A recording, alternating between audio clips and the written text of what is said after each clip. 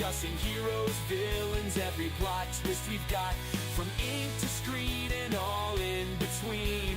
With ComixDad and friends, it's the scene. So tune in, geek out, it's all in good fun. Talking shop with ComixDad, everyone. Let's keep the conversation lively and bright. See you next time for more insight. Welcome to Talkin' Shop, where we never stop discussing heroes, villains, every plot twist we've got, from ink to screen and all in between. With ComixDad and friends, it's the scene.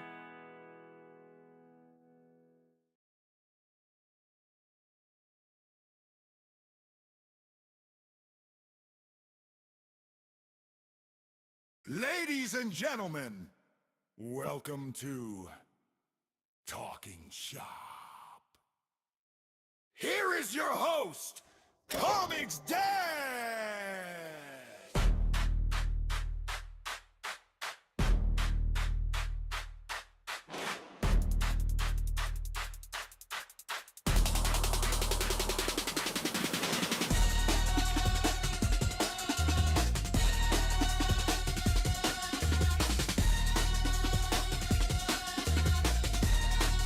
What up, everybody? ComixDad here. Welcome to the channel. Welcome to Talkin' Shop. Welcome on back. Settle on in. We have a great show for you today.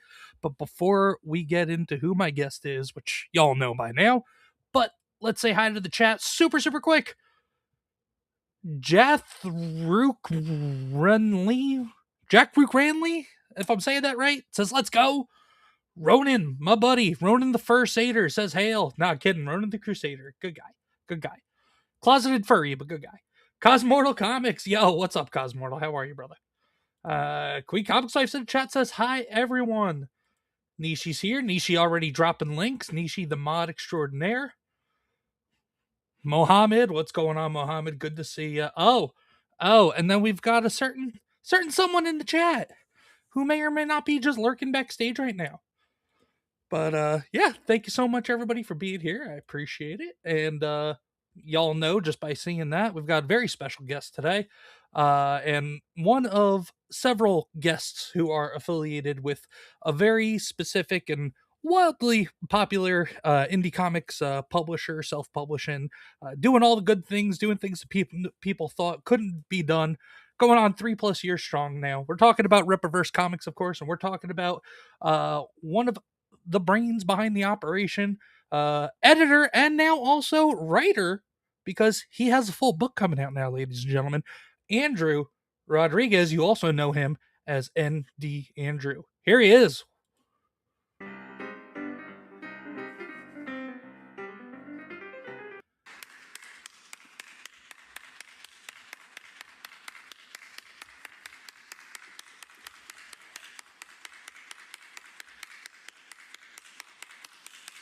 Get on with it. Yes, get on with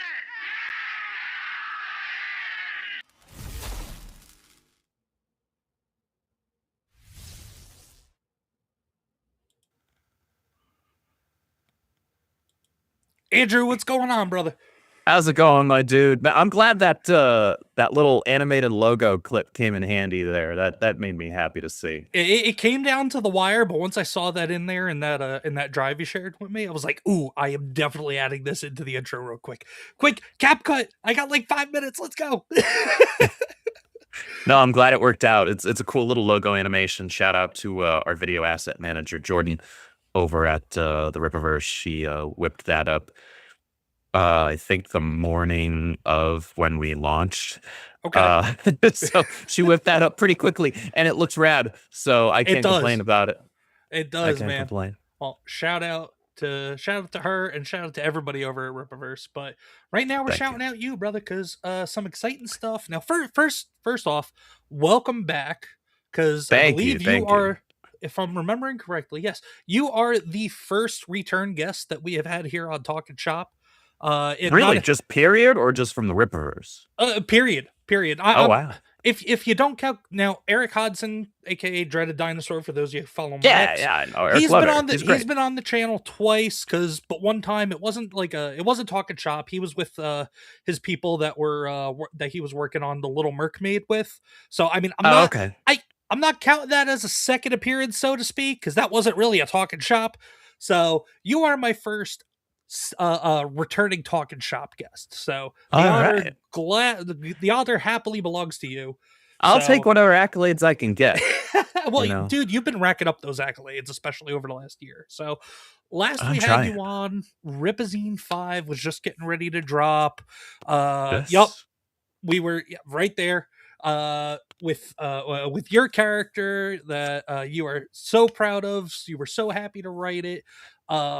For anybody who didn't happen to pick up Ripazine 5, or maybe somebody who didn't see this or was aware of last year, can you just give a brief overview in terms of who that character is, and then also just a quick little I don't know, refresher just on who you are for some people that may or may not be watching. Then we'll get into the meat and potatoes of tonight. Yeah, for sure. Yeah, so I'll do those things in reverse. So first Okay. off, I'm Andrew Rodriguez, aka Andy Andrew, aka Doken Andrew. I am one of the editors. I'm also the creative manager. I'm also the social media manager, and now one of the writers over at the Rippaverse. So there are a few hats that I wear. Hi, Mary. Um, that's Mary, my lady, my lovely lady, who Hi, Lady Mary. who's also my partner in crime for our Harry Potter lore channel. So that account right there is a channel that we created. I thought you were together. just I thought you were just stopping a partner in crime. I was gonna say, when in doubt, remember it's always the man's fault. It's always the husband's fault. I've learned that 7 years. I've learned that. It tends to be, at least that's what I'm told. So I just kind of go with it. But yeah, if you guys are Harry Potter fans, please check that out. I can talk more about that channel later on. But I sure. have a great many hats that I wear at the Rippaverse, which requires a lot of juggling, a lot of pivoting, a lot of last minute things sometimes. But we go with the flow and go with what's right in the moment for our customers and our business. And I now have the privilege of also being on the writing team. So my kind of debut was Ripazine #5's exclusive short story called Blue Shift Tryouts, which introduces the character that I created for the Rippaverse, Zephyr Arland. He's a young teenage Except. Excepts, for those who aren't familiar with the Rippaverse, is like metahumans. So it's a catch-all phrase for beings who have extraordinary abilities beyond your normal human capabilities, right? Simple enough. Catch-all phrase. Excepts are short for exceptionals. Now, just like meta is short for metahuman in DC, right? He's a teenager. He's been kept away from most people most of his life because he was born with these except powers. Now, he's finally, in this short story, it kicks off with him being allowed at last to go to a quote unquote normal school, right? And this is a new turn in his life for him, because he gets to enjoy and also experience all of the difficulties you could possibly have your first day at not just a new school, but first day of school in general. As far as like a public school, right? And he encounters, the whole first crush, potential best friend, potential bully, potential rival, all of these things happening to him at once. But the character was introduced to the universe because I felt we had a major void in our universe, and that was having a character who was more of a lighthearted, heart of gold character whose stories were meant to embody hope. Meant to be fun, meant to be more of a traditional superhero too, and that he's a little more flashy, a little more poppy, right? He's got more of a traditional superhero supersuit, rather than a slightly more grounded design for a lot of his stuff. And that was something I knew our universe was going to need, especially if we we're going to continue to grow our audience and try and especially get, a younger audience, right? The audience that right now is mostly enraptured by manga anime, right? Like your shonens, right? Your One Piece, your My Heroes, your Bleach. Is Bleach even still going on? I don't even know. It's been a little while. Dude, But Bleach all has of been those so types of like anime. on again, off again, start go, like 7 different series. Like after the Soul Society arc, Bleach stopped existing to me. So I never got around to watching beyond the first 3 episodes because I saw the first 3 episodes previewed before it had fully hit the States back in I think it was late high school or something like that, maybe early college. I don't remember exactly when. I was young, much younger than I am now. Tell And me it about was it. just, I was into Naruto at the time, and I'm like, I can't juggle this many long form animes at once. And now that I definitely don't have free time, I'm like, well, I absolutely don't have the time to get into a long form anime now. Now, So well, I'm tapped on that, even if it looked cool. Just for saying you were in the Naruto. Okay. Nah. And Not everybody's into everything. The only reason for that really too is when I was in high school, there was a kid that basically every day cosplayed Naruto and did the run around the high school. Like, well, that's just it being wasn't just for socially like Halloween. awkward. Yeah, it wasn't just for Halloween. It was literally like 4 out of 5 days a week, and even then, that 5th day was only just because it was laundry day. But he still wore the headband. So like that kind of burnt a lot of people in Naruto when I was in high school. I knew people like that in high school. Yeah, I knew those as well. I didn't allow it to deter me from enjoying the stories and the characters. but no, and honestly, Zephyr. Now, I unfortunately didn't get to read Ripazine 5. I missed out on it because that thing sold like hotcakes. It's our first book to have completely sold out of all covers. We have none. Well, and even then, I think it's not even currently available on the site either right now if somebody wanted to go grab it. But oh yeah, you can't get this or this. You can get neither of these anymore. The only way to currently read this short story is to read it in the Ripazine collection, which has all 5 of the first Ripazine short stories. So it doesn't have any of the other stuff, none of the articles, none of the interviews, none of that. Doesn't have my bird's eye view comic strip with Marcos, which, that's the true shameful thing. Like that's what people are really missing out on. That's where my real strengths lie. Comic is making bird-brained, pun-filled 7 or 8 panel comic strips with pigeons and other foul friends. There's no off switch. It just kind of happens. I don't even think about it. That's fine. That's fine. I will ask that later. I'm doing my best to mark questions as they pop in, everybody. So please, thank you for being patient. But yeah, hit us with the questions. I'll get to them as we go on later. But so obviously, Ripazine 5 was very well received. And Blue Shift tryouts, everybody loved it. You crushed it. You knocked it out of the park. So now here we are with promoting. Well, not promoting. Well, yeah, kind of promoting. I didn't just ask you on to promote this, but just the timing worked out. But here we are talking about you dropping your first solo title full-length book, Arcstream False Start #1, and I'm going to grab my favorite cover because I have already pre-ordered myself. Excellent. Thank you. I appreciate that. Here, let's grab... I very much appreciate Let's that. go here. I'm very happy with all these covers. Oh, yeah, a lot. They all came out great. But so if you go over to Rippaverse.com, you can find it under the pre-orders section. Here it is. Reservation cutoff is July 24th. If you want to make sure you absolutely get a copy. And then it releases at the end of October.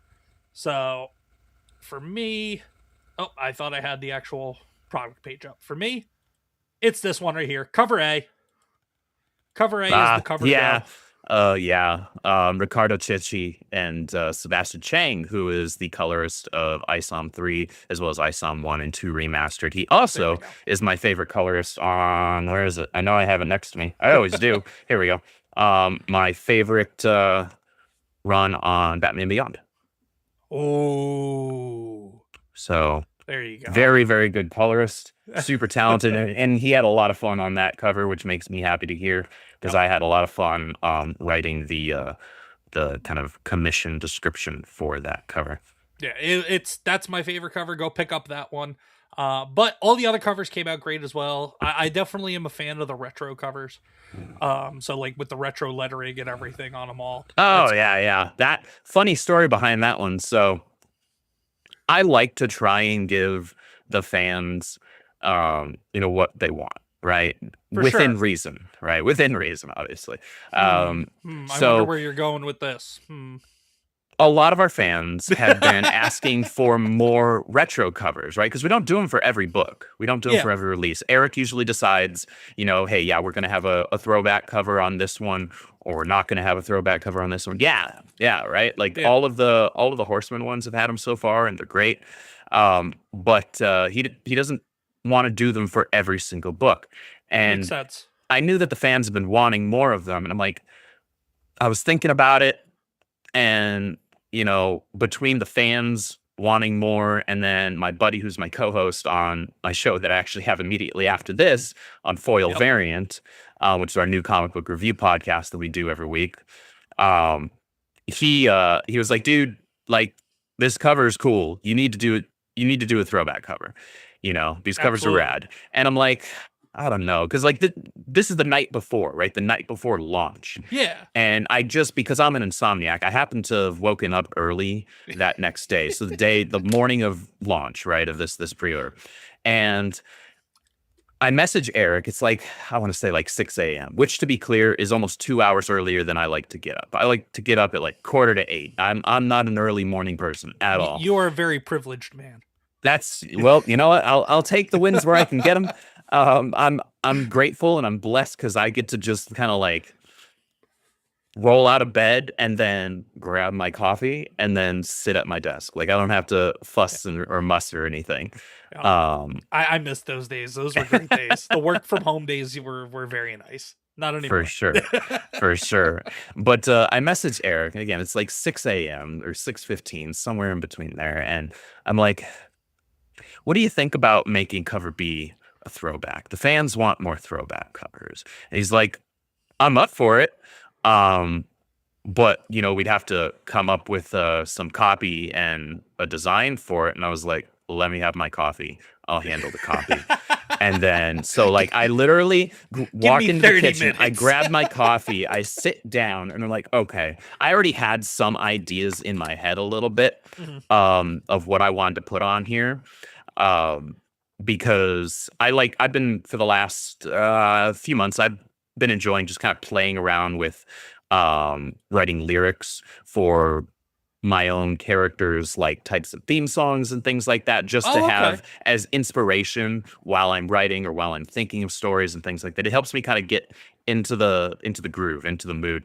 And I pulled these so there's part of this is actually lyrics pulled from the song that I created for this femme fatale cat burglaress character here that I'm actually quite proud of. And I was like, okay, I'm going to do this. And then I got with our designer. And I was like, designer, I appreciate you. I know this is last minute. And by last minute, I mean, I know we're launching this thing in a few hours. Can you whip up a really rad design for this? And God bless her. They did, so I'm super happy with how that turned out. I know that we're getting ready to launch. I know that it's really early, and I know that what you do takes a lot of hard work and effort and possibly days.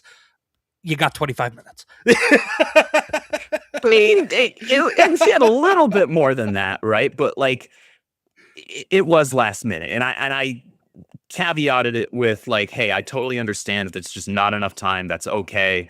People can suck it up. We'll get them in the next one. Fair enough. Because as far as they were concerned, they weren't going to know anyway, right?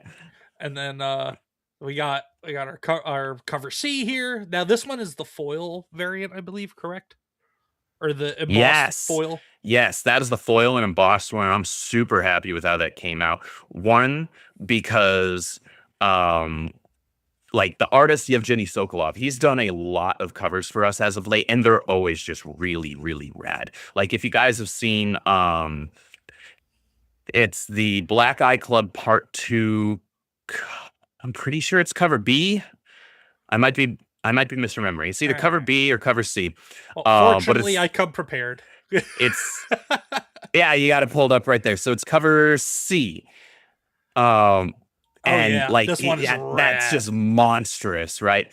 Um, and I'm glad that Eric picked Sokolov for this cover C, because I knew he'd be able to draw Trinity, who is the main character Zephyr's love interest, but she's not just like a side character, right? She's not a superhero or planned to be a superhero either. She's just a very important person in Zephyr's life. All the characters that I created around Zephyr, whether it's his best friend, whether it's his love interest, whether it's his parents and all of them are supposed to add something to his life and provide a layer of growth and maturation for him as a character, as a person, while he also adds something to their lives, right? So she's an incredibly important character, and she was inspired by some of my favorite female characters across gaming and comics.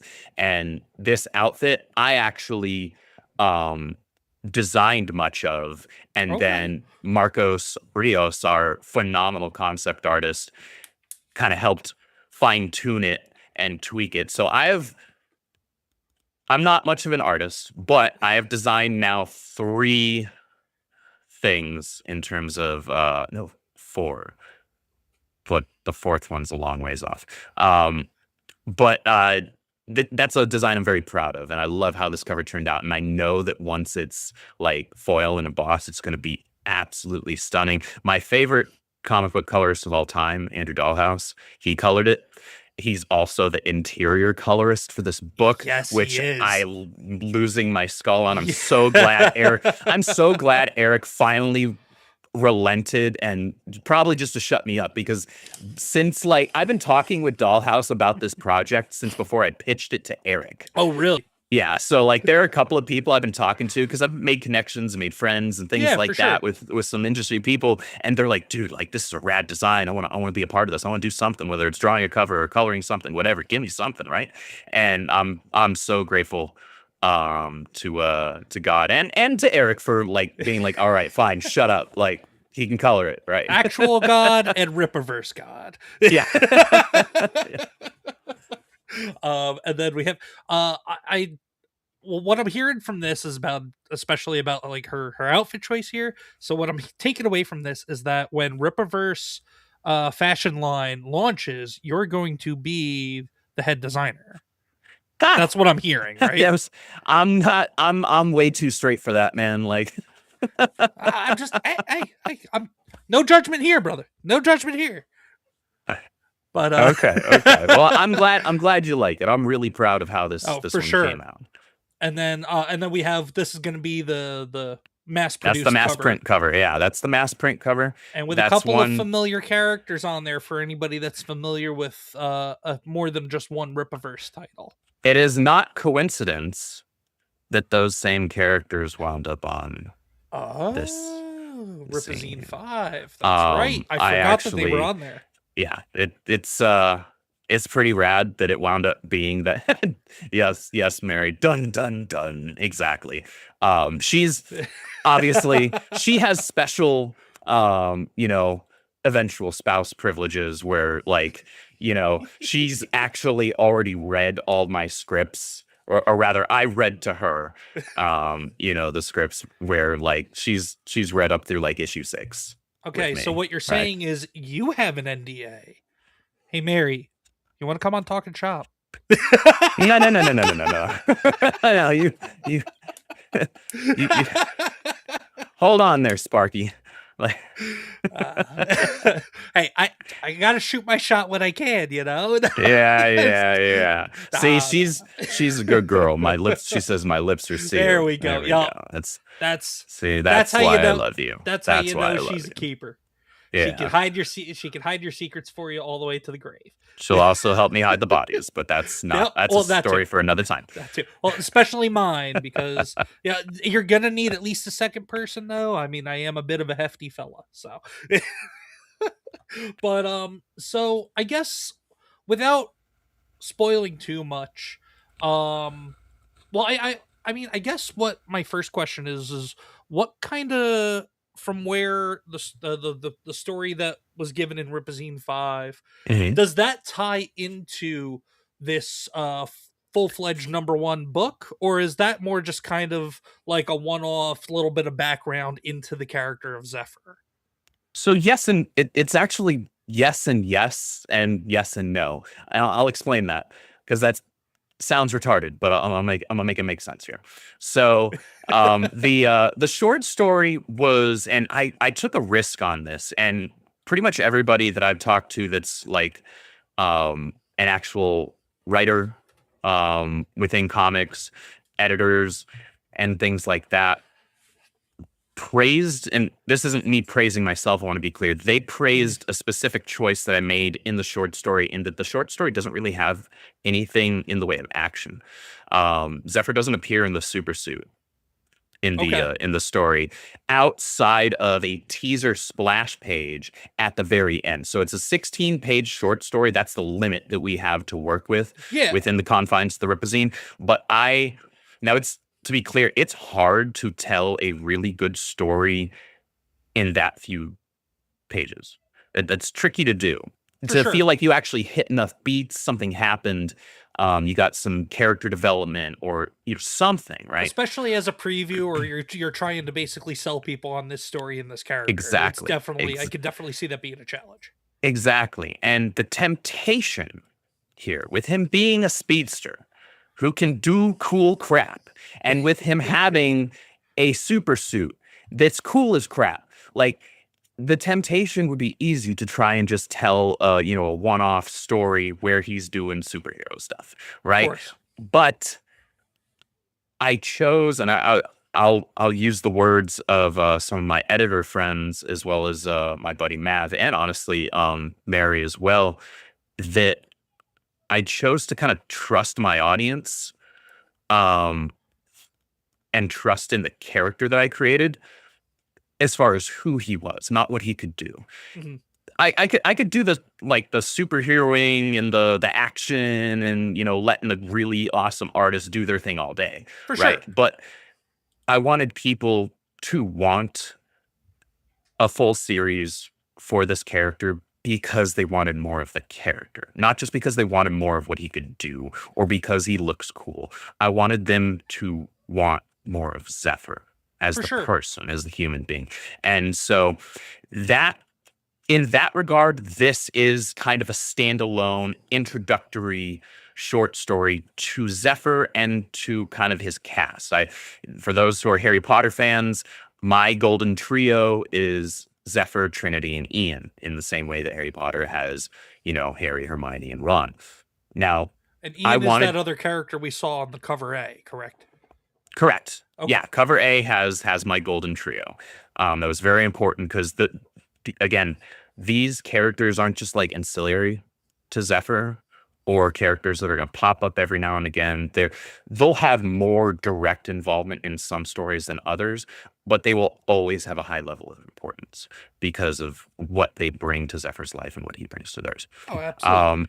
So in that regard, yeah, it's kind of a one-off story, but the for people who have read tryouts, they will have more context for things when they read False Start issue 1.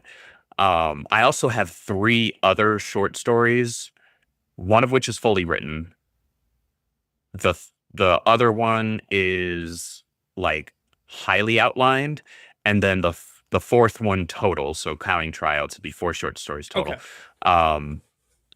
That one is loosely outlined, but I already have in my head, I know exactly what I'm going to do with it. So if I get the chance to do more short stories, what I'd like to do, and you guys can bully Eric about this, I want to, because I like to tie everything into. Do not bully Eric. Yes, bully in case, Eric. just in case I ever have get the dream of like having him on the channel. No, don't bully Eric. At least not directly after this show. Like, wait a day, then Don't go listen to bully him. Eric. Then Don't go listen to him. bully Eric, because I don't want that tied to me.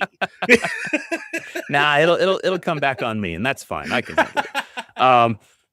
What I would like to do is sometime either during or after this first arc, I would like to put together a brief anthology that is the 4 short stories. So that would include reprinting this one Okay. and put it in a collected edition. So that'd be 4 16-page short stories. That's nothing to sneeze at. No, definitely not. And that would include even more information that would, I think, elevate the other stories that take place thereafter. And I think they'd be really fun. And I'd love to bring Edu back, the artist who did the tryout short story, because his style, I want there to be kind of some artistic continuity with the art regarding the short stories, because he's fantastic. Sense. That makes sense also from the perspective of it's the same writer doing these 4 different stories, so might as well have the same artist doing the 4 stories as well. So even though they're not connected stories, they at least feel connected because the same people are working on them. Yeah, I'm somebody who I don't mind artist switch ups between arcs. I don't like when artists like are switched in the same story arc. That's where it drives my OCD insane. So like if it wound up working out that like, hey, Lee Sands got some other offers of different things that he also wanted to draw, you know, I would be totally open. If I could tap artists that I wanted to be drawing my characters, I'd be totally open with like rotating artists per arc. Oh yeah, absolutely. So per 3 issues. So can I make a recommendation for artists? Sure. V. Ken Marion. Oh, he is one of my favorite. He is one of my favorite working artists outside. V. Of the Ken and I Rippaverse chat. Today. V. Ken and I chat regularly. That's all I'll say. And I will say that he loves Zephyr's design. Okay, so, and that's all I need to know. He's dying to draw, and that's all I'll say. That's That's all I needed to hear. V was actually supposed to come on Talkin' Shop before I ended up taking my hiatus. Unfortunately, just for those of you that are regular with the channel, you know what happened. For those of you that didn't, I had started a new job because over the summer last year I had lost my job, but started a new job, but it requires me getting up at 4:30 every morning. And so for the about like the first 4 or 5 months of me being in that job, I basically was like, hey, I'm off of YouTube, I'm off of Rumble, I'm done streaming. Like, I need to make sure I have enough time for the family, and especially to make sure I get to work on time and don't lose this job. That's the key thing. So I've acclimated, I've settled back in. So hopefully V, I'm sure, is only even busier now than when I last connected with him last year. I actually saw him in New York Comic Con, which was great. I got to at least, cool. We got to at least put faces to names, which was nice.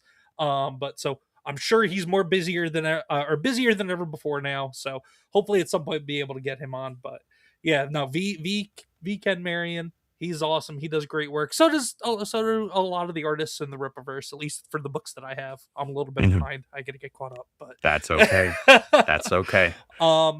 It's hard to keep up with everything. I understand. For sure. As someone who reads new comic books every single week, it's hard to keep up. Well, I'm like 4 or 5 issues behind on a couple of my favorite books right now. So yeah, that's the next thing I got to do is I got to start getting caught up on that stuff as well, because the whole no job thing last year, it definitely you got to cut the expenses where it's not an essential. It definitely ate into the whole like being able to keep up with the weekly and the monthlies for sure. But yeah, MegaCon is goals next year. Yeah, MegaCon is definitely goal for us next year as well. It's just tough. We're up in the Northeast, getting out. We'll be there. It's a little hard. So I mean, I don't know. Maybe you guys do Fan Expo in Philly next year. In Philly? Yeah. When is that? Well, the one for this year I think is coming up in like a month or two, but that's usually so it's like mid-year. Yeah, that's usually sometime like I think mid to late spring, typically. Gosh. Late spring, early summer, something like that. But I mean, because I know you guys like typically do MegaCon in Orlando, and then you guys do Dallas. Dallas Fan Expo, Fan Expo, Space Con in San Antonio, Bell County Comic Con, and I know a lot of the operations are based in Texas, so it's a lot easier for you guys just to doing the Texas ones stuff. Yeah, it's much easier if we can just drive our crap to the to the convention center instead of having it shipped. It's far less costly and far less of a pain in the butt. For sure, I get that. But yeah, man. So what are I guess so you're writing for Arcstream, and obviously that's going to be a continuing thing, at least for, like you were saying, arcs are three books, 3 issues. is there anything that you can speak on, since you are the master of the NDA? Is there anything that you can speak on that you're involved in that's coming through the pipe, either at Rippaverse or through anything else coming up currently? Because I know Caro Brown, who rated Dirty Deeds, and she's getting involved writing the newest Yaira, and getting involved in some other stuff as well. Her new title that's coming out. She got Smuggler's Stitch. She got Twin Smuggler's Tricks. Stitch. Twin Tricks Yep. was the one I was thinking of. There we go. Yeah. But so she's going to be out in a few weeks. I'm going to have similar questions for her. But I know she's also got some other stuff outside of Rippaverse. Yeah, she's got Little Well. Lantern Comics. Yep. That is meant for charity. That she's partnered with Comic Books for Kids to create all ages tales that are geared specifically towards kids, for those to be donated to children in cancer centers and hospitals and things like that, which I think is wonderful. Oh, it is. It's a godsend. It is what it is to the people that can benefit from it. But my question for you is, like, kind of, it doesn't have to be charity associated stuff or anything, but just out of curiosity, do you have anything going on, whether it's inside Rippaverse or outside Rippaverse, other than Arcstream right now, or maybe that we can look forward to? So as far as within the Rippaverse, I won't say much, but Of course, I will say that you can maybe mirror my favorite things at DC with what my intentions are as far as creating things for the Rippaverse. So I'm a massive Flash fan. I'm also a massive Teen Titans fan. okay. I absolutely have intentions of creating a team of younger heroes that are more like, older Teen Titans, more like new Teen Titans, Okay. slash, Titans type team. And I've already been working on designs for those. I already have a first introductory story completely outlined, and kind of just ready to rock on that. I also am working on a couple of novels myself, one of which is an urban fantasy novel called Where. It follows two characters, but the one that you're initially introduced to is a young woman who is a veterinary intern and student by day, and a dancer by night. And one late night, a werewolf lands on her doorstep in the middle of the howling blizzard. Kind of on the nose with that title there. It's not meant to be hiding anything, right? It's like, Fair enough. It's like you No, that's a good thing. You create something, you call it that. It's like, I think people are gonna pick up on it fairly quickly. For sure. No, that wasn't. I guess that it could wasn't be like a a dig or werebear. anything. Yeah. Yeah, that wasn't a dig or anything. I appreciate when, like, books are, especially because I hardly read books that don't have awesome pictures in them, because I like to think of myself as a functional illiterate. But no, I like what. Yeah, it's. I coined the term just about 5 seconds ago. Functional illiterate. That's pretty not bad. That's pretty not bad. But no, I like when there's titles that just basically give me the idea of what's gonna happen before I even crack that book open. So that was Sure. not a dig. That was like on the nose is a good thing. But so writing novels, you got your team stuff that you mentioned that will. I'm sure there's some paperwork that goes with that as well that makes it that you can't talk too much. But I mean, hopefully it's something I get to do. We'll see. yeah, for sure. It's something I want to do. It's sure, something I've man. been thinking about for a couple of years now. So Well, that's awesome, man. So what have you been reading lately, dude? I know, because you got your channel foil variants with Spencer from Bounding into Comics, and you guys go over weekly and monthly books and just comic Yep. book news and stuff. So my question for you is, what have you been reading lately? So my pull list consists of a few titles from each of the big three, we'll say. Okay. So I'm reading Darkness and Witchblade over at Image, as well as of last week or this week? No, last week. Fireborn, Yes. which is really, really rad. Yeah, I love that I love that Lost Fantasy is getting a lot of love. Yeah, no, it's cool. And the design, I'm a rule of cool. motivated. So, you know, if the design is rad as heck, there's measurably more likelihood that I'm going to give it a look. Absolutely. and that was one of them. Like the first time I saw a preview image of Fireborn, I'm like, yes, yes, please, More of this. more of that. Thank you. This dude looks cool. This is a cool looking character. I'm here for it. And then Hold on, you know let me the find my interior is wallet great. here. Yeah, it's the gif of the kid slaps the credit card on the table. It's like, here, just take it. Shut up and take my money. Best yeah. best gift, best meme never come out of Futurama. Yeah, exactly.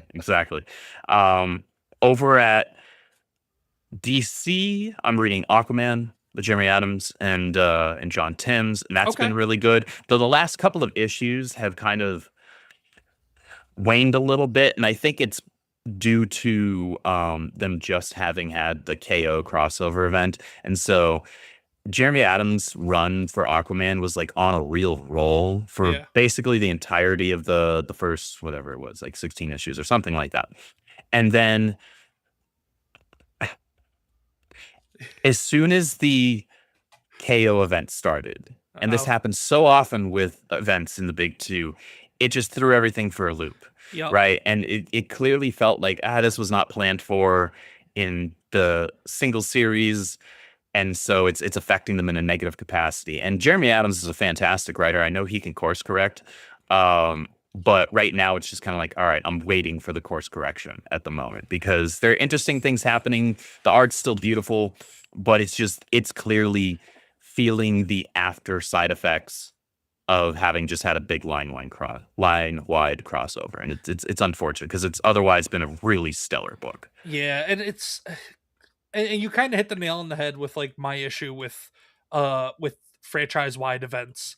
I feel like any event after Civil War, for the most part, has either been miss or like maybe hit, but it's a foul ball.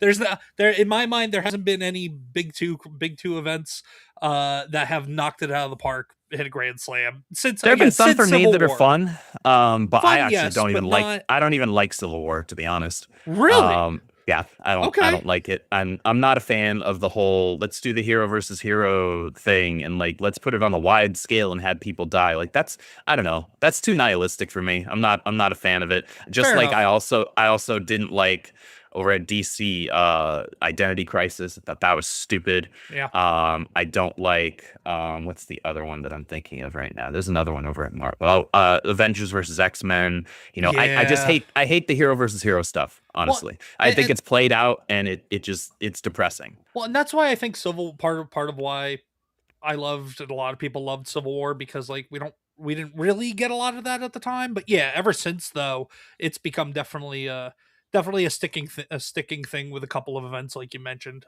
Especially when they did I think they did an Avengers versus X-Men within the last 6-7 years, I think. If I'm remembering correctly. Too many things to remember. But one that just sticks out in my mind because the series itself was just so terrible. I'm thinking back to Zeb Wells' Amazing Spider-Man. And then when they did that whole Dark Web event and that crossed over into Gold Goblin, Venom, the Gold Goblin thing was Spider-Man, and then also it crossed over into X-Men for a few issues as well. Dark Web, which is, I mean, Zeb Wells was, we all know Zeb Wells is just awful, especially for what he did to Peter Parker. But like doing a crossover event and then you have Zeb Wells' influence across multiple titles, like it's like you said, it just threw everything off. Not that he was building great momentum in Amazing Spider-Man, but it threw everything off in all the titles that it was. The 4 or 5 titles that it touched. And that's just the most recent one that I can think of that I read. But also Zeb Wells is just a terrible human being. Not because of politics or morals or anything like that. Literally just because of his work on Amazing Spider-Man. He's a terrible human being. Yes. No, and for giving us Paul. That's fine. And for giving us Paul. That makes him a terrible human being as well. Paul who? He's dead. Yes, I don't know if you saw, I had a whole video celebrating it like about 3 weeks ago. I was so happy. All hail King Torment. I won't go that far because he was actually a pretty crappy villain. No, he was, but that was the one good thing that he did as a villain. Yeah, I mean he'll. I guess I'll give him a crisp high five, but that's go. about it. Other than that, he kind of sucked. He was an interesting concept, but the execution just kind of landed flat, unfortunately. Though overall, I did have fun with a lot of the stuff that did happen in the Death Spiral, kind of like 2-book crossover that they did between Amazing Spider-Man and Venom, but mostly because I really enjoy how Al Ewing has been handling the symbiote stuff. He's been doing a great job basically ever since Donny Cates' run ended, which is my favorite one on Venom. Oh, but for sure. Al Ewing is like very, very strong in his presentation. I'm here for it so far. So I guess with that being said, at Marvel, I am reading Amazing Spider-Man. It is better now than it was. It's still not great. Oh yeah, that issue 1. Look at that. Virgin Look Stegman at cover, that. issue 1. Stegman's so good. Oh yeah. So I am reading Amazing Spider-Man. It's not great. It's been hit or miss. It's had some hits. It's had some hits in the last 6 months, but it's had, as Amazing Spider-Man has for a while now, some misses as well. There's a status quo in that book that needs to be fixed. People who are holding their breath for it are going to be purple in the face because Nick Lowe is the worst editor in comics, and he refuses to believe that more than 16 people hate One More Day. So, you know, it kind of is what it is. I was just going to say that fix goes by 3 words, One More Day. It doesn't even, I'm not going to go into a huge long rant on it, but it doesn't require a retcon. It just requires moving past it. That's all it does. Moving past good don't writers address can do it. that. Go in the direction it was going before it happened, and just keep on trucking from there. No need to revisit the past on that. And also, just honorable shout out to awful editors, CB Cebulski and Tom Brevoort.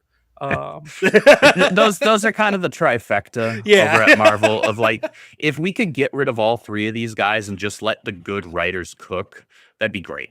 And that's, I had when I heard that not just Marvel Studios, but also Marvel themselves were having layoffs the other week. Yeah, I was fingers crossed at least one of the 3. I knew all 3 wasn't going to happen, but I was like, give me one. Just give me one, please.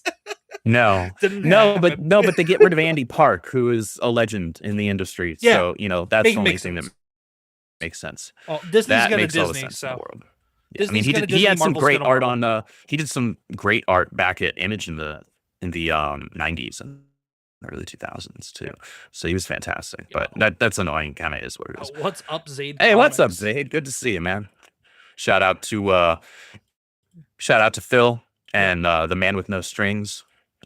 Yeah, Man with No Strings. I need to definitely check that out. There are too many great things in indie comics going on that it's hard to keep up with everything. Yeah, my wallet just can't keep up. For sure, my wallet definitely can't keep up. But what's going on, Phil? Phil, I will actually be in touch with you at some point soon, my man. Yeah, get him on. Yeah, I'm trying to like Talkin Shop. The first iteration of Talkin Shop last year when I first started doing it, I had a lot more content creators on. Now I had like some people in indie comics and stuff. I had yourself, I had Caro, I had a couple other people across indie comics. I definitely want to expand on that a little more. Now, not saying people like content creators are not welcome on the show. I definitely want to have content creators on as well. But like my ratio of content creators to people that in anything but content creation, it was kind of like a 3-to-1 ratio, and I kind of want to get that a little closer to like a 2-to-1 or a 1-to-1, or maybe even move that ratio in the other way. So, but Phil, for sure, man, keep an eye out on your DMs on X if you read them, because I'll be reaching out in the next couple of weeks, brother. But good to see you in the chat. Thank you so much to be here for being here, man. Now you I gotta say for me now, I haven't been reading a whole lot just over the last few months, given my personal situation and everything like that. But there was something that I am reading that I have been loving, and I've loved it ever since I first came across it last year. And come on, please come out of the bag. And you'll appreciate this, being that you have Zephyr and Arcstream, and you're a fan of Speedsters yourself. Now, I'm sure you're familiar with this. Yeah, my boy Vaughn. Vaughn Coleman's Phenomenova. I got my stack of Phenomenovas right over here. Yep. There's 2. Yeah, I don't have my coffee cup on my desk right now because there's 1. needs to be washed. But yeah, I've got the Phenomenova T-shirt. I've got the Phenomenova coffee mug. Good stuff. I pre-ordered the whole book pack for Okay. issue 4. You know, my boys Ken Marion and Andrew Dahlhouse did one of the covers. That is the cover that I ordered. Yep. And he did a beautiful foil variant of that one as well, which I'm excited for. Yeah. But that's what I've been diving into some indies, or diving more into indies as I've been able to. Now, I was so happy to get back into Rook Exodus. Oh yeah. I'm like an issue or two behind. Oh, that's still, right. I am reading Rook. Yeah, Rook is fantastic. Rook was my book of the year back in 2024 when I first picked it up. Rook was my title of the year, with Transformers being the honorable mention. It's got a kind of an all-star team. Oh yeah. In fact, just about the entire Ghost Machine universe has an all-star creative team. It's kind of ridiculous. They are modern day legends, basically. Well, it was like all of DC's best people were like, "Hey, what if we kind of just go and do our own thing?" Yeah, and then they went and did their own thing, and it's super successful. How about we go do what we want and go do better than what these people are paying us to do? It's basically what it boiled down to. Yeah. And having more ownership over the characters rather than just writing characters that somebody else created 70 years ago. Yeah, for sure. And that's what I love about publications like Image and Dynamite and IDW to an extent. But then also you guys have Rippaverse, which is pretty much along the same lines as Image. You're an imprint where it's just creator owned. You guys just take your little bit for help and distribute and get it printed and everything like that. But it's all about the creators. It's all about the indies. Sergeant Wilkie, what's going on, brother? Cosmortal Comics says I did a video on Man Without Strings. The book was amazing. Yeah, I gotta check it out, brother. But I just, from top to bottom, and I've been having conversations with some friends that have been on Talkin' Shop the last few weeks. Now, Rippaverse is not for everybody, obviously, and that's quite all right. And even the people that are fans of Rippaverse, not every book is going to be for everybody, and that's something that I respect the hell out of for your whole team there. And Eric, of course, it starts from the top down, because Eric's even gone on record and said himself, like, hey, you don't have to like everything we put out, and that is okay. And the fact that he's A, thinking about the fans, and then B, propping up creators with Rippaverse as well is part of the reason why I put so much respect on the Rippaverse brand. It's not because that it's some of my favorite indie stuff. It's not because it's some of my favorite stories, because there's some stories that I love and some stories that I'm kind of iffy on. But there's also nothing I hate though either. Right? Yeah, but there's also nothing that I hate though either, which is rare as well, because especially not just at the big two, but there's even things at Image and IDW that like I like, and then I like absolutely despise and will never touch again. I have not had that issue with Rippaverse. Like I'm more like okay, this one was like all right, but let me see what they come out with next. Let me see what happens next. I'll pick up the next one and we'll take it from there. And pretty much with everything that I have read, the ones that I have felt that way about, it did not disappoint in the follow-up book. So but I just want to shout out, just like I said, Eric and you, and being one of the editors, and just the whole team over there. But okay, that's not a question for you. Never mind. But Wookie with the dancing bananas, got to have the dancing bananas always, constantly. You want to hit the questions? Yeah, we could hit that's definitely. It's like people have added them in there. Yeah, that's definitely where I was going. I was just checking to see if we had a couple more. But we're gonna hit the questions, and everybody, if you have questions still, we're gonna go through the ones that I've starred. But please, hop into the comments, hop into the chat, and give us those questions. Ask me anything. The worst thing I could do is reply with NDA. Go to Andrew's house and literally hit him with your questions. That is a bad choice. I mean, you're the one that said hit me. You opened that door, man. You open that door. Just don't literally open the door, because then okay. The ComixDad my large great peer won't let it happen. The ComixDad channel is not liable for anybody that decides to go to Andrew's house or any guest's house and knock on the door to hit them with questions. Just gotta get that disclaimer out of there. But got it. Sorry, just man, call him Jeff. Jeff. We're gonna call you Jeff. We just call him Jeff. All right. We just call him Says, Jeff. "Hail Andrew, what's something you found challenging about writing an ongoing comic, and how did you overcome it? Also, how did Zephyr, Trinity, and Ian like their coffee?" Oh, great questions, actually. So the challenge with writing an ongoing is trying to make sure you don't repeat yourself.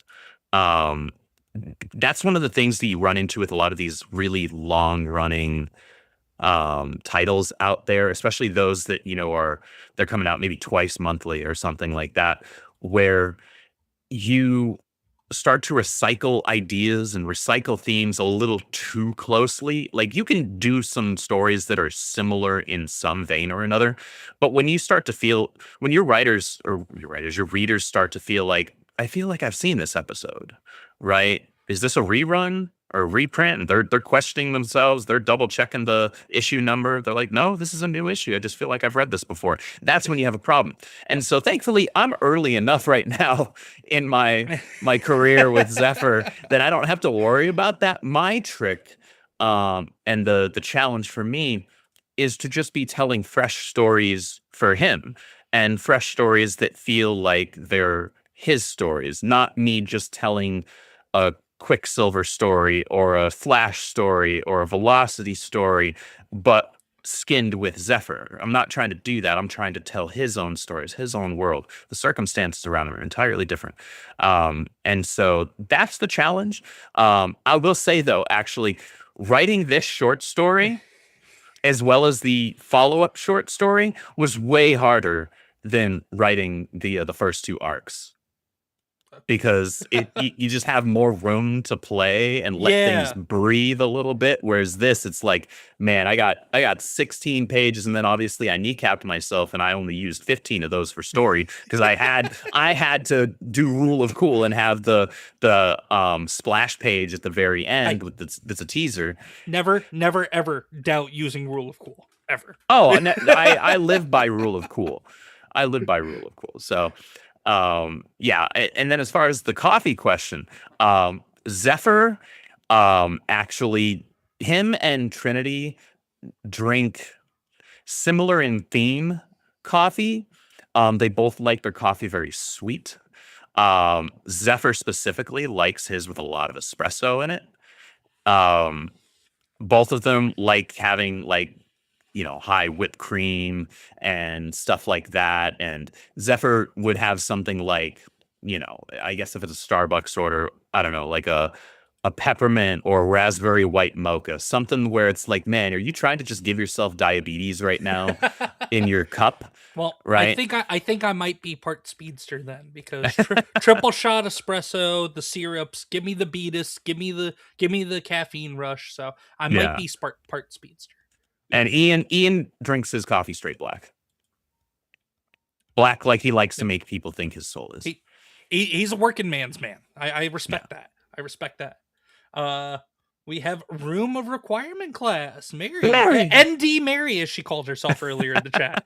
What nation from Avatar? Mrs. ND Andrew. Are Zephyr and Trinity in? Fire Nation, Water Tribe, Aram Nomad? I need to know. Gosh, that's what. Pull it back up.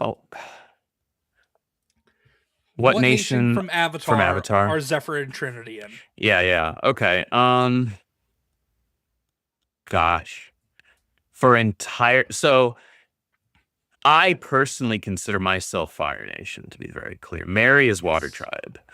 And that's fine. I still love her.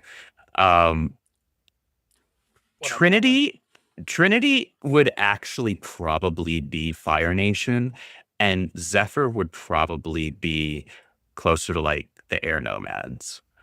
Okay. Yeah, I think that's right. That's right. Well, always the correct answer when it's Avatar anything. It's Fire Nation and Uncle Iroh all the way. Oh yeah, I love Iroh. Well, Iroh and Zuko are my 2 favorite characters. Rufio. Yeah. For anybody who doesn't know, Dante Basco. Jath with another question says, what do you guys think is key to capturing the magic of shonen anime in a comic you write? Well, I'll let you answer that first because I don't write comics, but I'll do my best. So this comes down to actually understanding how shonen works. First of all, if you have to understand a thing, this is why so many comic books these days, or adaptations of comic books, or adaptations of just about anything, it could be video games or whatever, end up failing in the sight of the fans. They might be a commercial success, but failing in the sight of long-term fans, because they got someone who maybe they understood the aesthetic of something, but they didn't actually understand what made the stories work, what made the characters work, why people actually like those. A good example of this, which isn't even an adaptation, so recent run on Supergirl is being written by Sophie Campbell. Now, Sophie Campbell understands a lot about Supergirl comic book history, more than the vast majority of people. Like, would probably make a fantastic editor on a Supergirl book, because of the understanding of the history and the lore. That doesn't mean that Sophie understands why people loved that character and why those older stories worked. And I can tell you right now, that's the case, because the book isn't good. I dropped it so fast. I was pissed too. I even got a CGC of Art Germ's cover, foil cover 1, for the first issue, and I still love that because I love Art Germ's covers, but it's just not a good book. It doesn't understand Kara as a character. It doesn't understand Kara's world. It understands Kara's lore, but it doesn't understand the stories. Don't understand how to like tell good new stories, utilizing and leveraging all of that knowledge. Sometimes people can have a lot of knowledge, but that doesn't make them a good writer for that thing.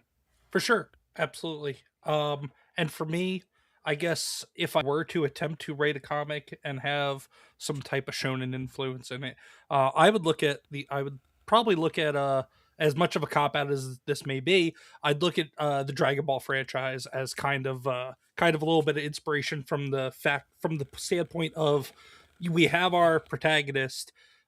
He obviously needs to work hard to be able to overmount or surpass this overwhelming challenge that he has, whether it be and it doesn't have to be just fighting. It could be a powerful enemy. It could be a struggling life event. It could be it could just be something in everyday life, but that is challenging to most people. But it's about the journey to get to the solution for overcoming that challenge. It is what I feel. And then also to this way, once that character achieves that challenge, you got to immediately smack him back down to reality, in typical shonen fashion. Sure. Let him have his victory. Let him enjoy it for an episode or an issue, depending on how you're looking at it. But then you gotta introduce the next big bad challenge. And it doesn't have to be the same type of challenge though either. In one thing could be a challenging life event. The next thing could be like an actual antagonist that is very intimidating or domineering in a sense, whether it be physically, mentally, something like that. Sure. But then the challenge is that your protagonist needs to then work twice as hard to overcome this next challenge. And it can either be done the same way or to give it a little bit of a spin. If it's a new challenge, your character then needs to learn a new way to face the challenge, as well as not just getting stronger in whatever the character's strong suit is. Got to think about it from a different way as well. Because that's the thing, like with Goku, yes, Goku is a skilled fighter. That was his thing, and that's what we always saw in Dragon Ball. But as time went on, especially in Z and Super, Goku got smarter about how he fought his enemies. He didn't just get stronger physically; he got stronger intellectually from a martial arts and a fighting perspective. So that is kind of the approach that I would take if I were to write a comic that had shonen influence. That's fair. I'd say that's reasonable. Queen Comics Wife goes, ComixDad, Andrew, ComixDad, can Andrew make a, or Andrew can make a ladies night comics of Nishi and I. So my wife, Queen Comics Wife, she has her own channel. Her and her best friend Nishi Does Gaming, who is one of my mods, they have a podcast that they do every Friday called Ladies Night, and they talk about all sorts of things. So she's basically saying you are more than welcome to use their podcast as inspiration in one of your comics. At first I thought she was asking for you to come on. And I was kind of hesitant about that because they get a little, it's a later night show. Like, it's not after hours, but it's like 8-9 o'clock Eastern, and it's ladies night for a reason. They do the lady talk sometimes. So I was like, I'm sure they have fun with that. I don't know how Andrew be on there. I know she had me and a couple of our friends on one time, but we blushed a little bit. So fair enough. But Jath with another question. Jath's got a lot of questions. I love it. How do you write theme songs for your characters? Any tips for making the process speedy? Oh gosh, there's no real trick for making it speedy in the most literal sense. I think the important thing is to understand the energy and emotion that you want in that particular song. So what is the thing that you most would want to associate with that song? I have songs for my characters where, when I think of them and think of what kind of music would be with them, I'm imagining, the character running, or maybe the character is fighting a bad guy, or maybe it's meant to be more of like a montage for like an anime opening or something like that, right? You want to understand the purpose behind the song. So what are the themes? What's the through point for it? So then take that and think, okay, lyrically, what's going to make sense, and try and, layer in things that are unique to your character, right? That's the way that I go about it.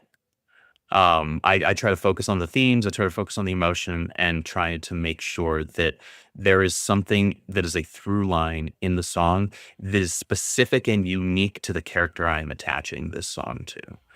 Otherwise, it could just be anybody's song. And well, at that point, I'll just listen to Spotify. Fair enough. And D. Mary, he just wrote me a song for my new D&D character. He's so good at it.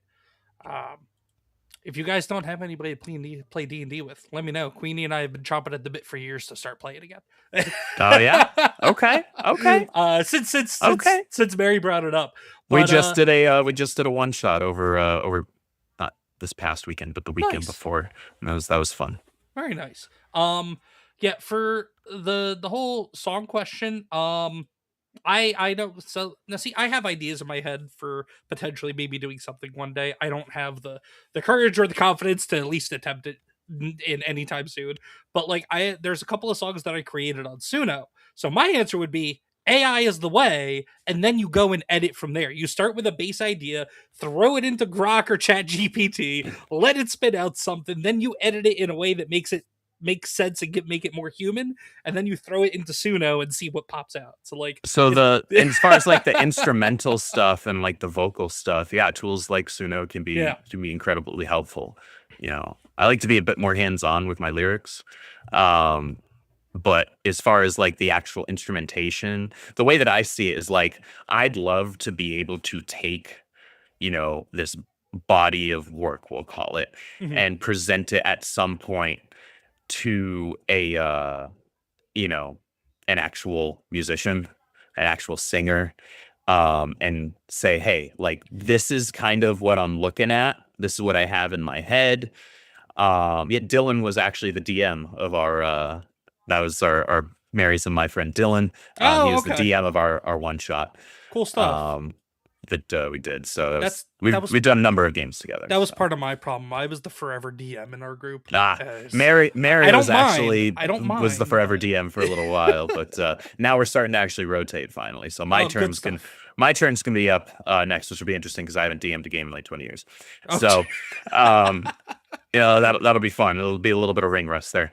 But I'd love to go to an actual artist and say, hey, like, here is money. Give me something that like I can actually, say I'm comfortable monetizing this. For The sure. using Suno for me is a lot of fun in terms of like for inspiration. I want to do it while I'm working out or Yeah. running or like just relaxing. Maybe I'm working, whatever, driving in the car. But that's kind of where it ends for me.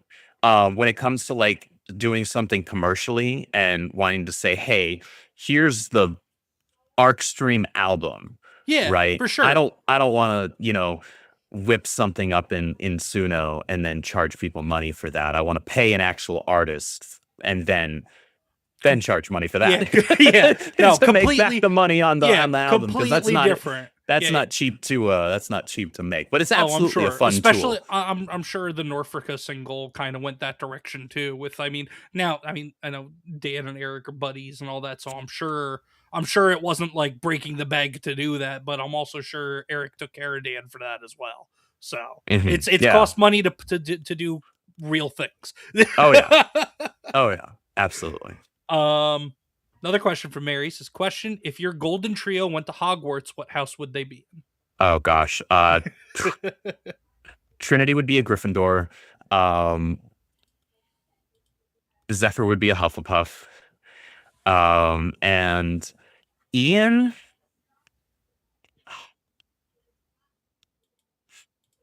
Ian would actually probably be in Ravenclaw. Okay. Oh god, that hasn't been revealed in the story yet. There'd be an argument for making him in Hufflepuff, but Can't I'm be a gonna she say kill it. you. I'm gonna say at base value, Ian would be a Ravenclaw, which Mary would love because Mary is a very proud Ravenclaw. Okay. So you guys are very much a Harry Potter household. Oh, yeah, Oh, yes, yes, indeed. yes, Okay, so I got to break away from the very much questions yes. then for a second because I just thought of a question based on that. Okay. HBO Harry Potter expectations. My High, low? expectations right now, with one glaring black mark, are very high. So far, everything else that I've seen outside of the Snape casting, I'm very happy with. That Definitely- said, that is a glaring issue, but I'm trying to remain intellectually honest and say, okay, if this is the cards dealt, that obviously removes the more faithful adaptation thing. Yeah. At least that mark for sure. But how did they handle everything else? How did they handle the story? And right? also, how was Did the they performances actually- as well? Yeah, and I can say, hey, Papa, what I can't remember or pronounce his last name. I'm sure he's a nice, I think. something like that. I'm sure he's a nice guy. He's probably a talented actor. Oh, yeah. And maybe his performance is fantastic. I can say, hey, his performance was really great, but that's not Snape, right? Yeah, for sure. Those two things, aren't mutually exclusive. He can have a good performance as what was written, but still not be accurate to the character, right? Yep. I have high hopes for basically everything else. I've been going through the full cast audio editions of all the books. I just finished Goblet. Now I have every single version of the audiobooks already, and I've gone through them multiple times, but the newest ones being the full cast audio editions. I just finished Goblet. I'm like a book behind right now because what was it? Half-Blood Prince is coming out, or just came out. It might have just come out. Okay. So I need to get caught up. But yeah, big Harry Potter fan.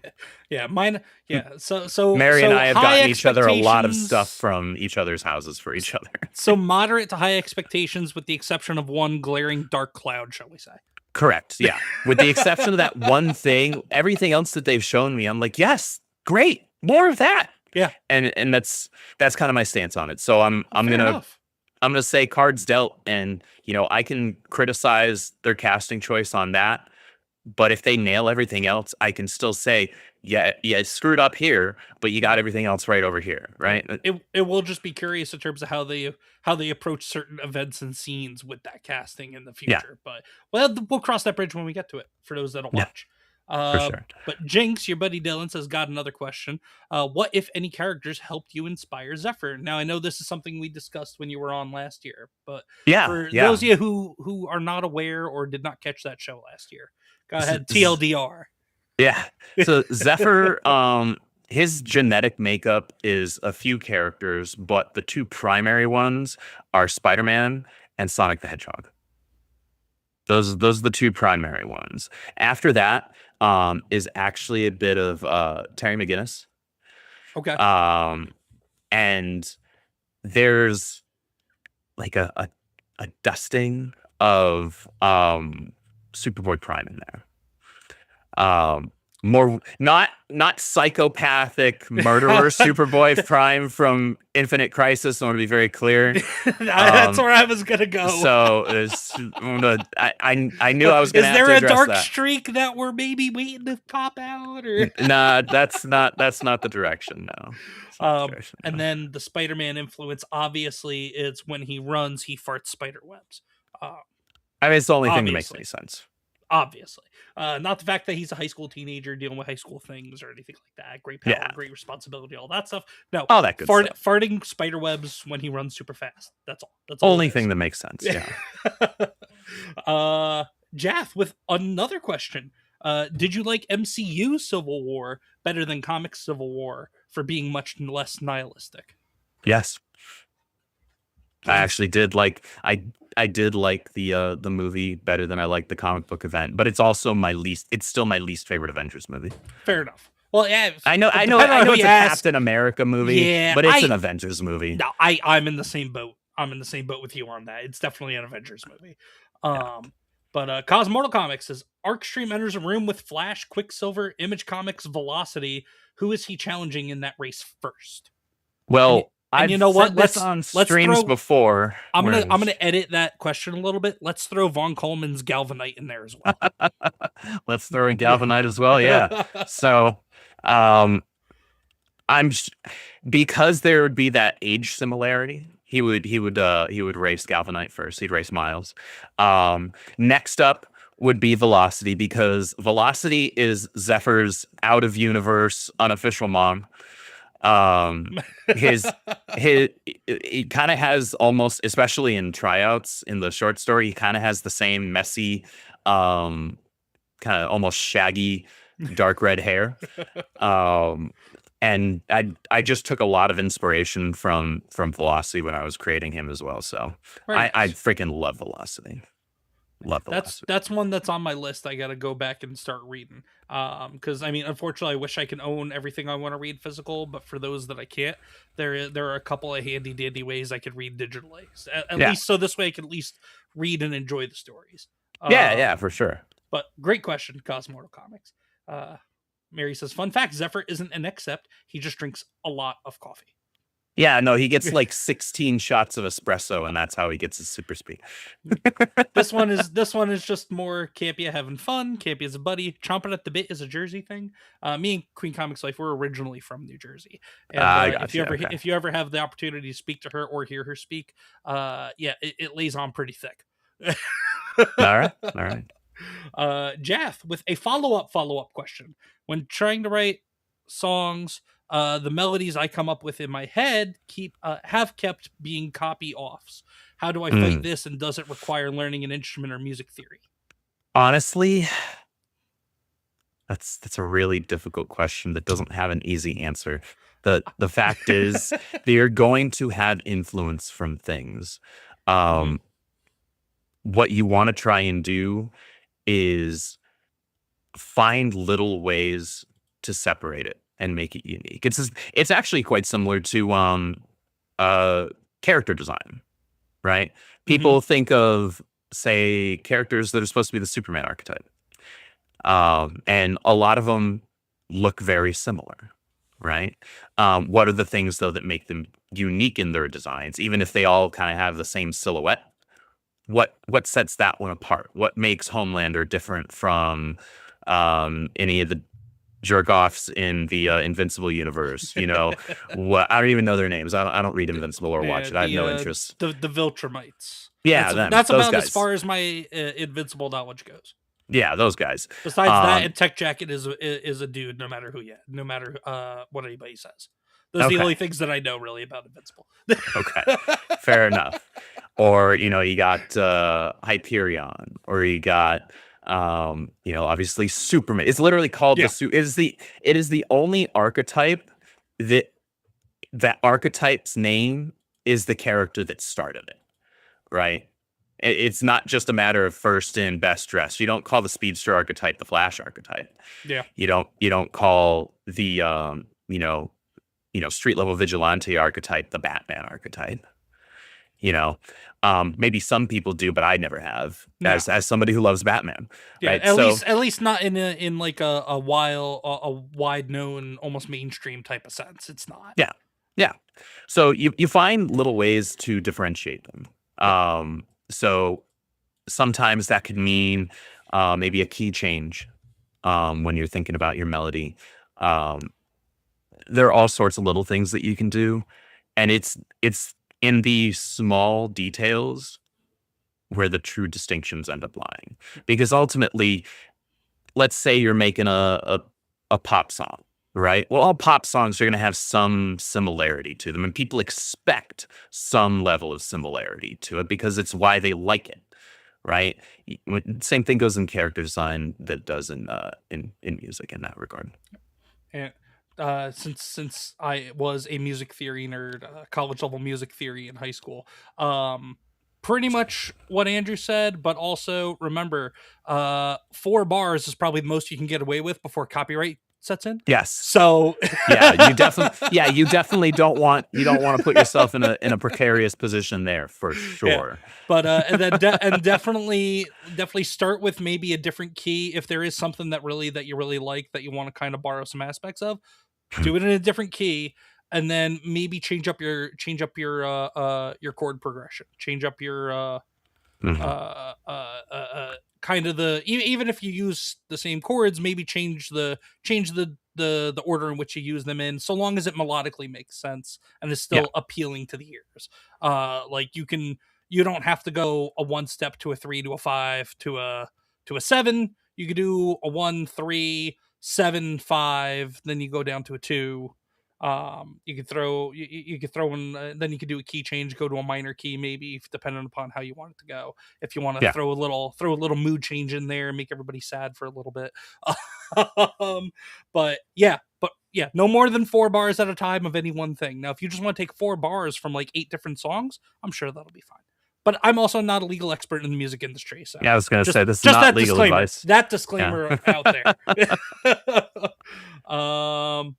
Mary has another question. Says, if you could work with any artist, colorist, and voice actor for Zephyr, who would they be?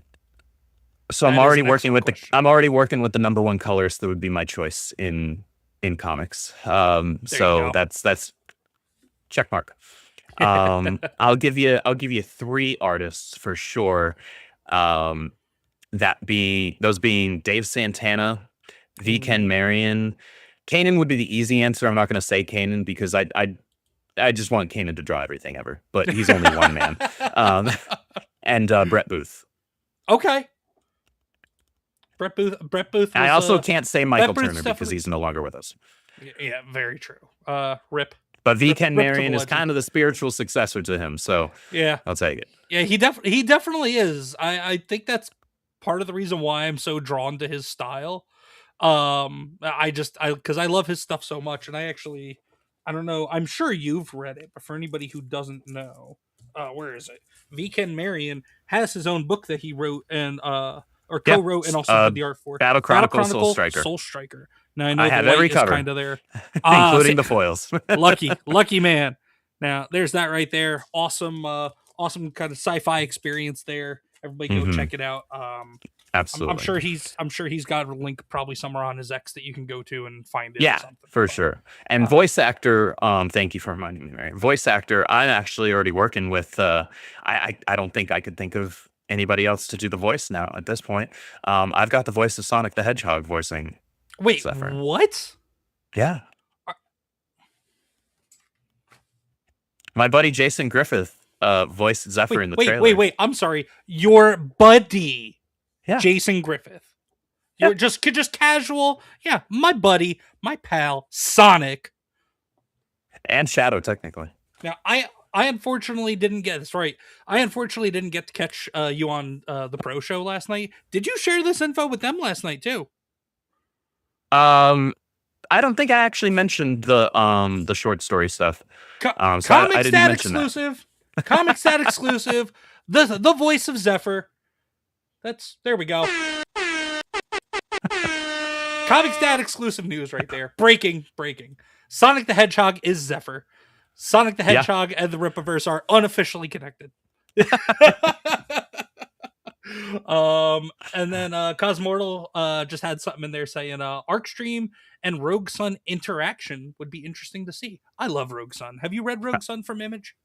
No, I have not. So Rogue Sun is basically another teenage high school character takes on this mantle of a medieval knight mantle that's been passed down through the generations that fights supernatural creatures and enemies.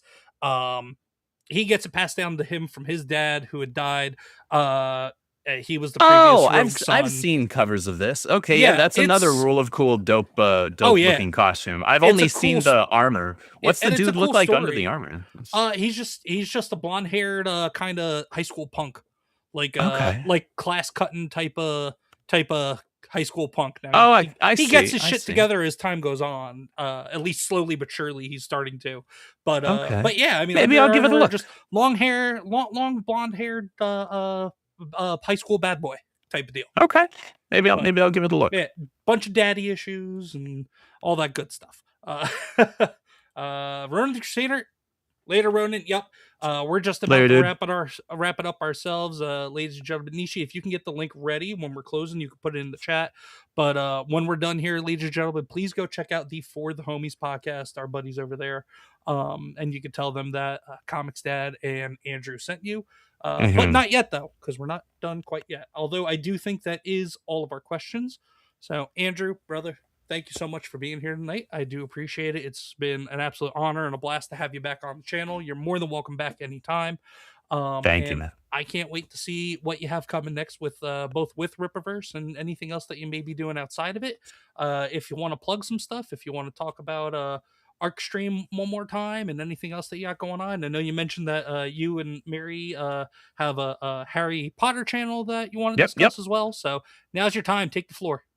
Yeah. So I guess first off, we'll go with the Harry Potter stuff because Mary is in the chat, so you can actually just click on the wherever it is, the little thing that says go to channel. If you click on somebody's name, whatever that button is, I don't know. I'm not a YouTuber, despite having a YouTube channel. So yeah, Mary and I have a channel that's Harry Potter lore centric called The Room of Requirement. And we do a lot of deep dives. We do some theory videos. We do breakdowns of various concepts within the Harry Potter lore. It's been a ton of fun so far. Mary is a very well-read Harry Potter fan. She's the most knowledgeable person that I've ever met in it. And that's saying something because I know a handful of Potterheads myself that like really know their stuff, but you know, she's second to none.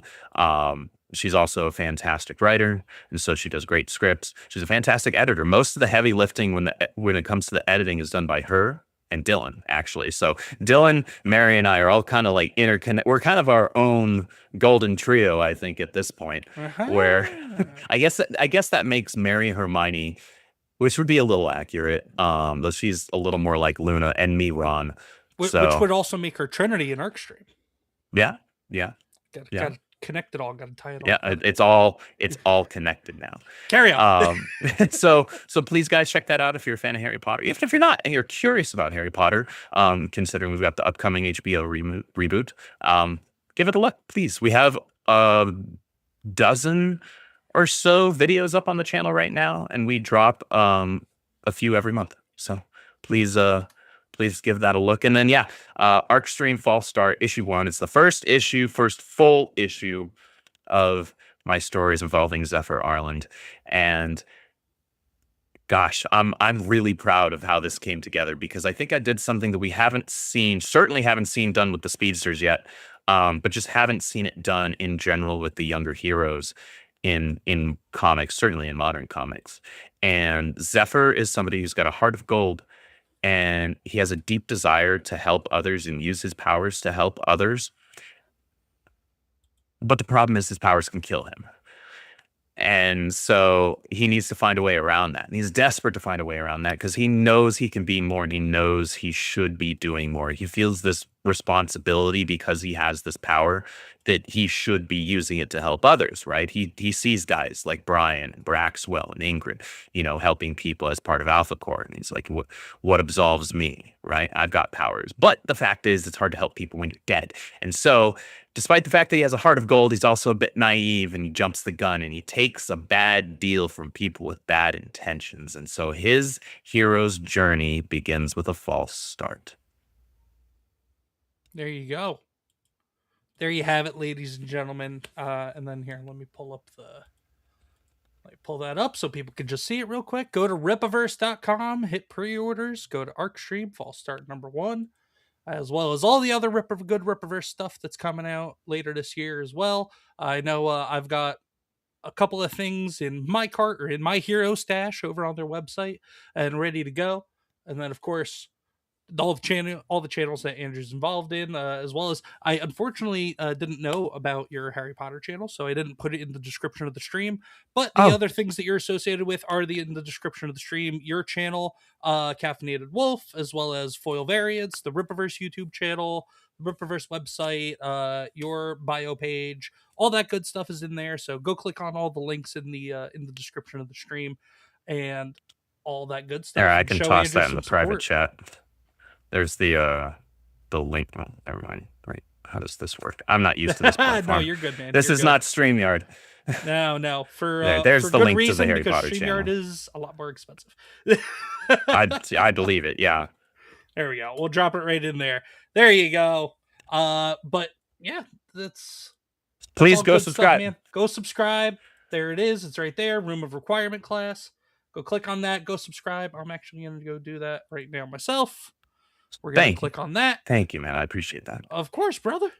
I hope you and your family enjoy the videos.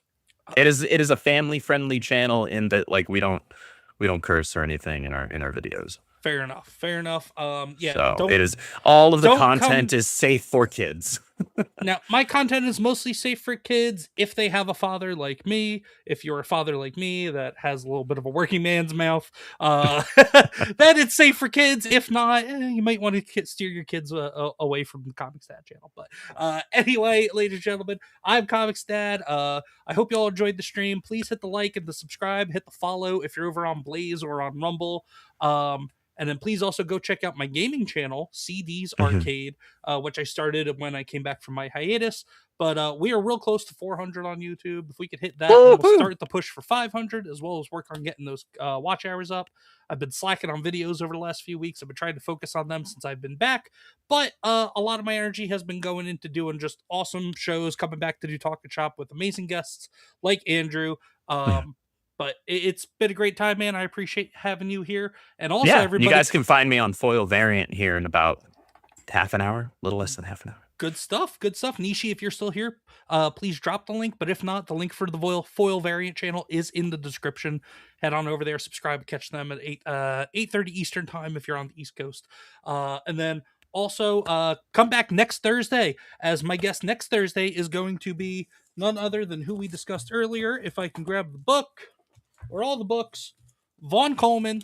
Creator of the Phenomenova franchise. I think he and I are streaming next week as well. I forget what day. I think we're streaming Wednesday. I gotta check. Stuff. I've had a lot of people reaching out this last week. Oh, dude, I'm sure, man. I'm sure. I'm not used to it. I'm not used to having to actually look at my calendar and see if I have an opening. That's weird for me, man. Hey, just remember, ComixDad was one of the first. You were. You absolutely were. I'm kidding. My ego is not that inflated. That's okay. Only when let that ego get inflated, just a healthy amount, right? Only when I'm beating the kids in Mario Kart, that's when the ego's inflated. That's fine. No, they don't get handed dubs. They gotta earn that. No, you gotta earn that like we did back in the day. No, get good or go home. On me. Yeah. And in this case, if you're going home, you just go down the hallway into your room. Get good or go to your room. But but yeah, be back next week for that with Juan Coleman, and we've got some awesome guests lined up for the near future as well. Carol Brown's going to be on at some point. Nice. Igor Teixeira of the Rippaverse as well. Oh, nice. I love Igor. Igor was actually supposed to be on tonight. He unfortunately had something come up the other day that he told me about. Andrew, also a big thank you to you for that as well, for just being able to change on the fly. Because I know you and I was we were happy to, initially man. slated for like, I think 2 or 3 weeks from now. So thank you for being flexible and being able to come on at the drop of a hat. But everybody, I appreciate y'all. Now go check out For the Homies podcast. Nishi, if you could drop that link into the chat over on YouTube. Over on Blaze, I'm going to raid you on over to Dofer Live. And over on Rumble, I'm going to raid on over to Grim Hollywood. We're going to raid there. YouTube can't raid, so just tell them it's an unofficial ComixDad raid. But until next time, everybody, y'all have a good night, and we will see you next time. Take care. God bless and Godspeed. Tune in, geek out, it's all in good fun. Talking shop with ComixDad, everyone. Let's keep the conversation lively and bright. See you next time for more insight. Welcome to Talkin' Shop, where we never stop discussing heroes, villains, every plot twist we've got, from ink to screen and all in between. With ComixDad and friends, it's the scene.